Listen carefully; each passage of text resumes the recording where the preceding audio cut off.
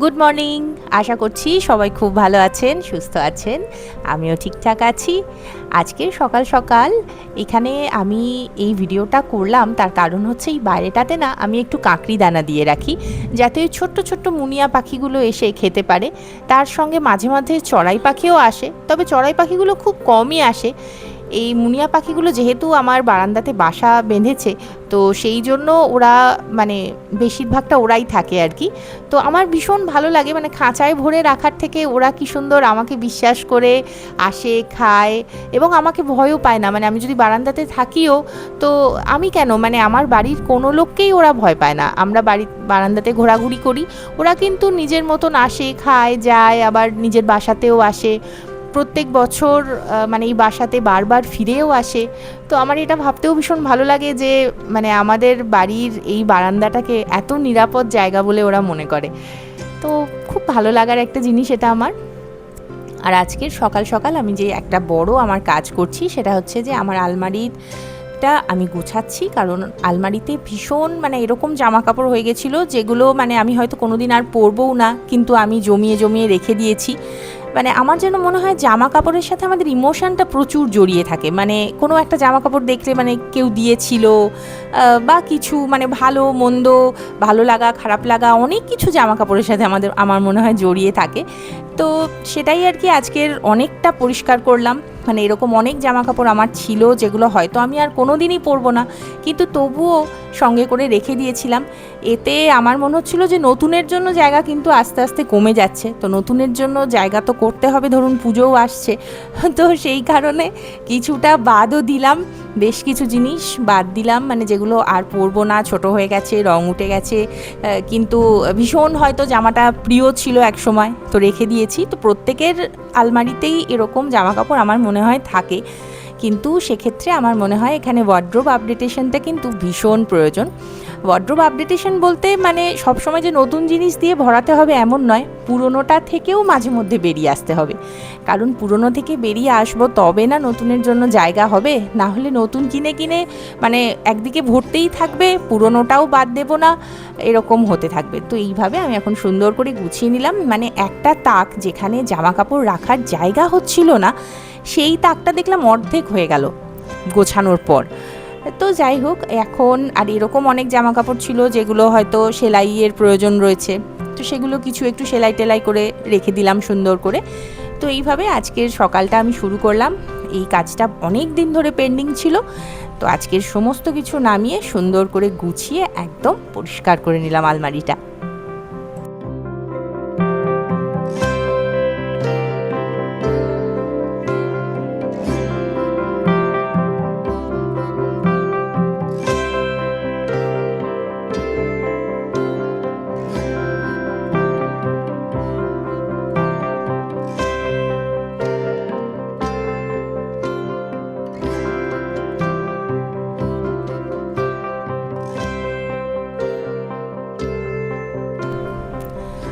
আজকে শিবাশিসের সাথে একটু বেরোনোর আছে, কারণ আজকের বাইরে কয়েকটা কাজ আছে, সেগুলো করতে হবে। তো সেই জন্য চটপট লাঞ্চটা আমি এখানে তৈরি করে নিচ্ছি। এখানে আমি একটা ডিমের ঝোল করব, দুবেলার করব। তো দুবেলার জন্য মানে সকালবেলার জন্য আমি এখানে অমলেট করে নিচ্ছি, আর একটু পেঁয়াজ দিয়েছি, একটু কালো জিরে দিয়েছি। অমলেটে না, একটু কালো জিরে দিয়ে দেখবেন পেঁয়াজের সাথে খেতে বেশ ভালো লাগে। তো সেই দিয়ে, আর সকালের রাত্রের জন্য আবার একটু ডিম সেদ্ধ করে সেটাও ভেজে নিয়েছিলাম। আর এখানে ডুমো করে কেটে রাখা আলু, পটল, বরবটি, এই সমস্ত কিছু দিয়ে আর রেগুলারের যা মশলা হয় সেই সব দিয়ে আমি এখন ডিমের ঝোলটা বানিয়ে নেব। আর তার সাথে একটু ভেন্ডি ভাজা করব আর পনিরের তরকারি। তো চলুন চটপট করে নিই। আর এখন এই দুধটা দিয়ে গেল, দুধটাও এখানে চটপট করে ফুটিয়ে নিচ্ছি। এটা আমি তো গরুর দুধ নিই, তো যেদিন থেকেই গরুর দুধটা নিচ্ছি সত্যিই এত ভালো সর পড়ে। মানে আমি তো ভেবেছিলাম এখনকার সবাই বোধহয় গরুর দুধে ওই জল মিশিয়ে আর ওষুধ মিশিয়েই বিক্রি করছে, কিন্তু দেখলাম যে না, মানে এই ভদ্রমহিলা সত্যি ভীষণ ভালো দুধটা দেয়। ছোটোবেলাতে মানে যে সরটা খেতাম, সেই সরের যে টেস্ট পেতাম আমি, কিন্তু আবারও মানে এই দুধের মধ্যে সেই সরের টেস্টটা পাই। তো সেই ছোটোবেলাটা, মানে যতবারই আমি দুধটা ফোটাই আর সর পড়ে, আমার সেই ছোটোবেলার স্মৃতিগুলো আবার মনে পড়ে। আর এখানে আমি এখন একটু ওই পেঁয়াজ দিয়ে একটু নুন হলুদ দিয়ে ভেজে নিয়েছিলাম। ভেন্ডি ভাজা হয়ে গেলে আমি এখানে একটু মটর পনির করলাম। এই মটরগুলো ফ্রোজেন আর কি, মটরশুঁটিগুলো, এগুলো ওই অনলাইনে আনিয়েছিলাম, সেটা দিয়েই একটা তরকারি করে নিলাম।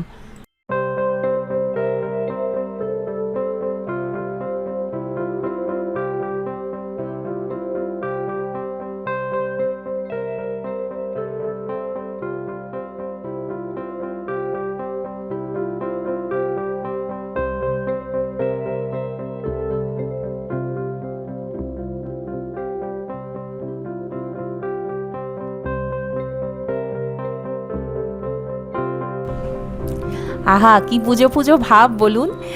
সেই আমাদের চেনা মহিষাসুর মর্দিনী আবার আসছেন, সময় তো চলেই এলো। কি আনন্দ লাগে না, এই ঠাকুর তৈরি হচ্ছে দেখলেই মানে ভীষণ খুশি লাগে আমার। তো চলুন এখন বাড়ি গিয়ে, এই যে আমার কচি কাঁচাগুলোর ভীষণ জোর খিদে পেয়ে গেছিলো, চটপট লাঞ্চটা এখানে বেড়ে নিলাম। তো দেখা করছি আবার বিকেলবেলায়।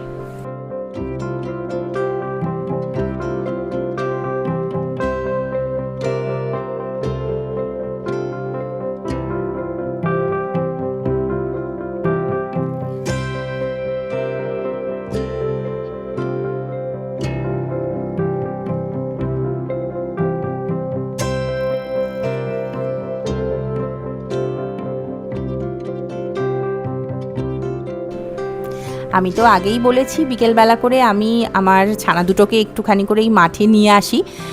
সব দিন হয়তো এখন সম্ভব হচ্ছে না বৃষ্টির জন্য। তো চলুন, ওরা এখন খেলছে আর আমি এখন চটপট একটু হেঁটে নিই।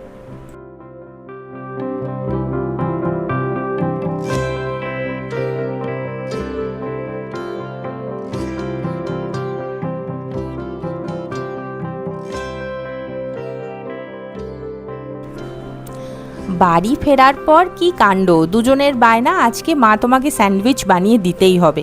তো স্যান্ডউইচের জন্য আমি তো না ডিম সেদ্ধ করেছি, না কোনো পুর বানিয়ে রেখেছি। তো কি করব, চটজলদি মাথা থেকে তখন আইডিয়া বার করলাম যে সকালবেলা যে পনিরের তরকারিটা করেছিলাম সেইটা বার করে আমি সেই মটর পনিরটা একটুখানি করে ভেতরে পুর হিসেবে দিয়ে তার ওপর থেকে অল্প করে একটু চিজের টুকরো দিয়ে দিয়েছিলাম।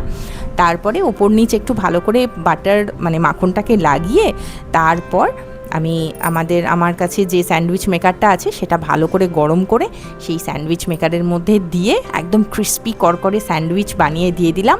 আর সঙ্গে আমার কাছে একটুখানি ওই ফ্রেঞ্চ ফ্রাই এনে রাখা ছিল ফ্রিজে, তো সেই মানে রেডি টু কুক যেগুলো, তো সেই ফ্রেঞ্চ ফ্রাইগুলো আমি এখানে সুন্দর করে ভেজে নিয়েছিলাম।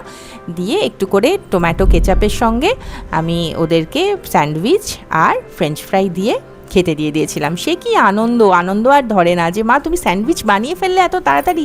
বললাম কী করবো, বানাতেই তো হবে, হ্যাঁ মানে তোমাদের আবদার রাখতেই হবে। তো চটপট বানিয়ে দিয়েছিলাম, ব্যাস।